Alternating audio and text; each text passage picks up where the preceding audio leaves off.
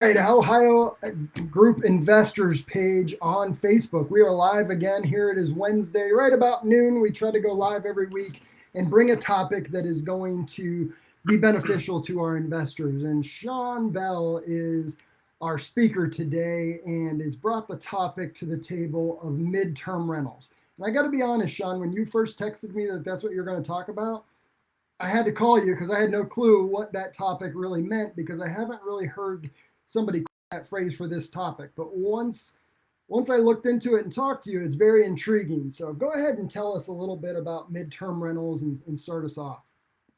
Yeah, so that's kind of why I picked this. Is I feel like a lot of investors are kind of tunnel vision on either the single family or the multifamily homes, where there's a lot of competition.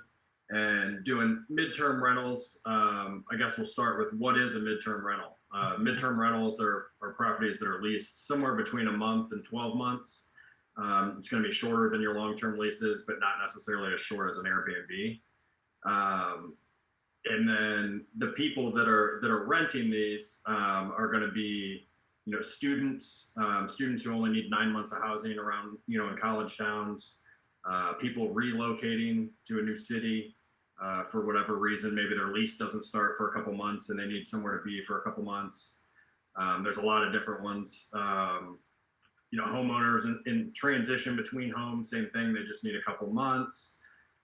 Corporations, traveling nurses is a huge one. That's the first one that comes to mind for most people. And then one that I just thought of that I wasn't really thinking of before is people that have insurance claims on their house. So if a storm comes through, fires, things like that, they need 6 months to rebuild or whatever. It's perfect for someone like that too. Okay, so I'm kind of picking up what you're putting down. Does anybody else have any other examples of what they would consider a midterm rental? Well, I was just going to, if you didn't mention insurance companies, I've dealt with that before. And so in a case like that, would you say you want to have a house that's furnished and then you're doing not short-term but mid-term rent, 3 months for somebody who has an insurance claim or somebody who's relocated for business, that sort of thing? Most of the midterm rentals are going to be fully furnished, which is an added step for the investor, but it's something that the cash flow on these is way better than a 12-month lease, because you can charge a premium because they're only going to be there a few months or a short period of time. Another category that I run into a lot, because I'm probably one of the few that does a lot of new construction on the call, but new construction, there's always this hiccup in the transition. I want to build a new house, but I need to sell my old house first. And if I sell my old house first, where am I going to live while the new house is being built? And right now, new construction is taking anywhere from 7 months to a year. So if I sell that house first, I need something in between. And that would be another demand that would be out there for these types of midterm rentals.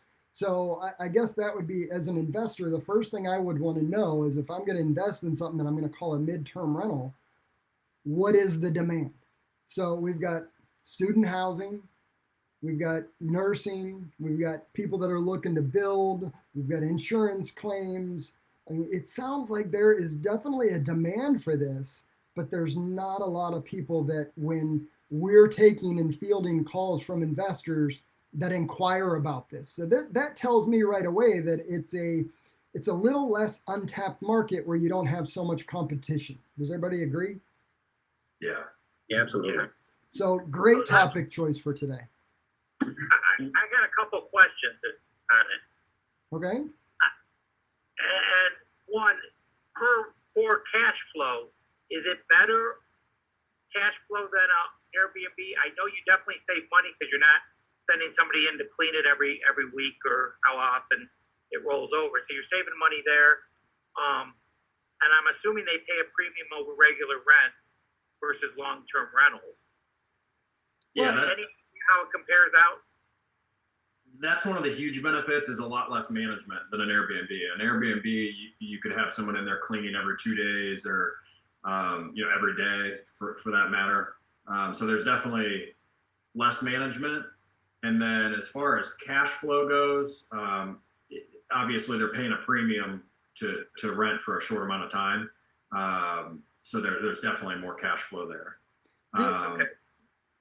And could you take that long term, that midterm house? Let's say we got somebody in there for 5 months because they're building, and then it's open for a month and a half until the next person who, with the builder, is going to move in. Could you Airbnb it during that time frame? Possibly. Yeah, there's a few different places that you can list midterm rentals, and Airbnb is obviously one of them, where you can do a minimum of a 30-day stay. Yeah. Doing anything more than a 30-day stay, you're probably going to want an actual lease and not just an Airbnb agreement. Right, but what I'm thinking is midterm and short-term mix could also work out. Yeah. While that house is waiting for the next midterm, you could short-term it, and then you're never down. There's never any downtime on it. Yeah, and the other huge benefit is it opens up more areas. So areas that you might not look into for a long-term rental work perfect for short-term or midterm rentals. Around hospitals and schools and things like that. So I guess another question that I would have is, my son moved down to Florida to work at Disney, and he ended up moving into an apartment where there was 3 bedrooms, and those kids each rented a bedroom and shared the space, the common area they called it, but they were getting like $600-700 per room, which made the rental amounts for that one unit so much higher because it was being rented per room. So your vacancy factor goes down a little bit, and you're getting more money per unit because you're able to do that. Are you seeing that stuff in student housing and things as well? It sounds like we really could. I see in student housing, I mean, you're still renting per room, but what you're talking about, what your son's doing, and it's happening all across the country, those are long-term rents. Your son probably signed a 1-year lease for that bedroom. Well, I get that, but what I'm saying is the midterm, it applies to long-term rentals that you could rent by room, but you could also apply it to the midterm stuff. You just might have a little more turnover per room than you would on the long term. So that could be interesting and profitable. The downfalls that I'm guessing on these midterms, that the only things that I can think of is your vacancy factor is probably a little bit higher, which you'd have to roll into your calculations. You said you'd have to furnish it, which could be or couldn't be. I mean, it would depend on the situation. The amount of rentals definitely goes up, but I would guess the property management fees would go up a little bit as well. So the real kickers there would be the increase in property management, and then the vacancy factor goes up. Beyond that, though, you're able to offset those deficiencies pretty good because you're able to charge higher rents, right? Yeah. Well, you know what? You would offset that vacancy factor too if you did the short terms in between. Sure. Yeah. There's a couple that I looked at. There's one right near Suma in Akron. It's a 3-bedroom, 1-bath, just single family home, and market rents are somewhere around $1,000, and they're renting it out for $800 per room. So that, I mean, just that alone, without the vacancies, is like $16,000 a year more in cash flow just on a single family house.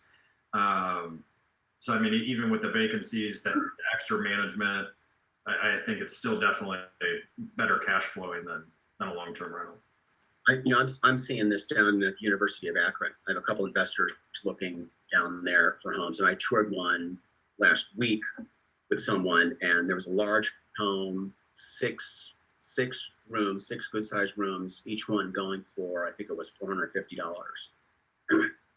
And they're always leased at least 9 months of the year, if not more. Yeah, I mean, the places in Ohio specifically, I mean, we have probably more hospitals per capita than a lot of cities. There's schools, colleges all over the place. So there's definitely, I mean, everywhere from Worcester all the way to Cleveland State in downtown Cleveland. So, I mean, there's definitely a lot of opportunity, a lot of different places, different schools, different tenants. So. Yeah, if you're going to have a heart problem, you want to have it in Northeast Ohio. We've got plenty of hospitals and stuff around here. But with that, for the great healthcare we have, we do also have a high demand for living, short-term living, or let's call it midterm now, because that's a term we really don't use. We use short-term and we use long-term, but rarely do I hear the word midterm. So it intrigues me that there's this extra possibility. But when we're running the numbers for an investor, how does it, I mean, other than upping your vacancy factor by a little bit and increasing maybe your property management fees, what are we doing on the profitability side to show more rents or something there? What benefits would you guys come up with in your mind since we've been talking?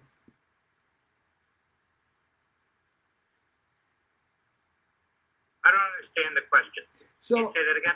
So we talked about vacancy factor being a deficiency. It's something that you need to count against it to run your numbers. But on the positive side, what's happening when you're putting in a shorter term rental? Right now, you might be looking at a property that's a 3 bedroom, duplex. Each side has 3 bedrooms, 1 bath, and you're looking at those rents, and they're $1,000 a month. But when you're doing a midterm rental that's only 9 months long or something, what does that translate to as far as Uh, rents? so similar to the one that I was just talking about, that 3 bedroom down in Akron that would typically rent for $1,000 a month is renting for $800 a month per room. There was also one down by Cleveland State. It was just a 2 bedroom, 2 bath, single family home. They would typically rent for $850 to $950 a month, and it's renting for $950 a room, so twice as much as a long term rental. So all of these investors that we're talking to when we're running numbers on the long-term rentals, they want more cash flow. And the idea behind that always goes to, well, let's look at a property, that's way cheaper in an area where I'm seeing more cash flow. But we all get the fact that now all of a sudden I'm looking at a cheaper property, but it's in a worse neighborhood. It's got all kinds of issues, and those cash flows are fictitious because you're going to have more evictions, you're going to have more vacancy, you're going to have more improvement costs. There's all kinds of stuff that goes along with it. But if I could look at that same quality house, the one that has the new siding or it's a brick exterior with a new roof and new air conditioning, new furnace, and I'm paying more for it, but I'm getting a more quality product, now that's more attractive to these midterm renters. And they're willing to pay more for a maybe smaller space, a room with some common area, and your rents go up. You said almost double, sometimes more than double, when you're presenting the same property just to a different niche.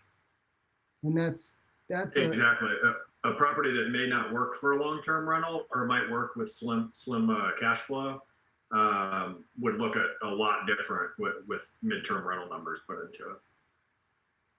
So let's talk about if I'm an investor and you're presenting this to me. Hey, why don't we look at this property? But instead of going for a long-term rental, 12 months and more, let's go for less than a year, but not daily or weekly rates.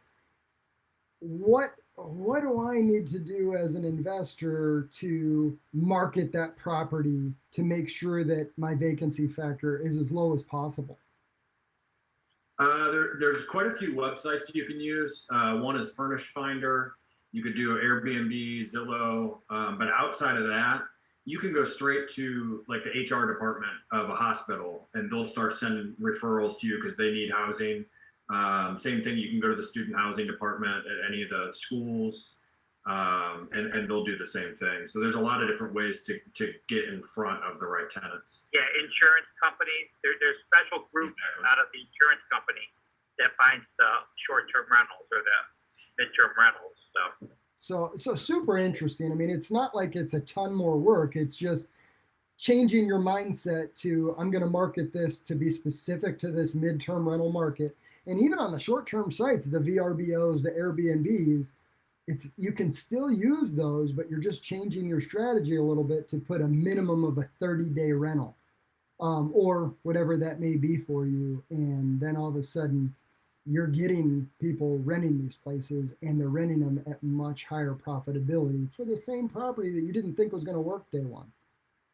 Yeah, I'll tell you what. When I dealt with the insurance companies for the midterm, because I had one property a while back, and they needed it, I would get regular calls from them. Do you have anything open? Do you have anything? You got number. It's coming from the insurance company, not the person living in the house. So you're guaranteed that money you're going to be making on that property. Yeah, absolutely. But you don't have to worry about filling it because they're always reaching out to you looking for another place for another family. Awesome. So, Sean, I mean, you researched this more this week, and we've all done this stuff in the past, but we didn't have a name for it. So, midterm leasing is what we're going to call it. Is there anything else that you have in your notes that you want to bring to the table to discuss on this topic? That's about it. There's a little bit. It's a different process to get it ready. So, like I said, you have to furnish it. You do have to factor in you're paying the utilities, you're supplying the internet, things like that. Okay. Where with a long-term rental, you wouldn't have to. But as long as you run the numbers correctly and you analyze the property correctly, there's probably more deals out there for midterm rentals than there is for long-term rentals right now. Yeah, absolutely. Definitely better, cleaner deals anyway. Yeah. Yeah. So, okay. Well, I appreciate that. I mean, when you first texted me, I was like, oh, what's this mean? But now that I get what that actually is and understand it, without a doubt, this is a way to overcome that. And not much changes as far as your financing and stuff. You're still purchasing the property using your conventional financing or your other types of lending that's out there. The only difference is you're marketing differently to make much higher returns on it. So the principles are still the same moving forward as what we were doing before with a long-term rental. It's just the numbers change on a few of these things. Some go up, some go down, but in the end, your profitability is way higher by treating it this way. So thank you, Sean. I'm going to go ahead and shut us down on this.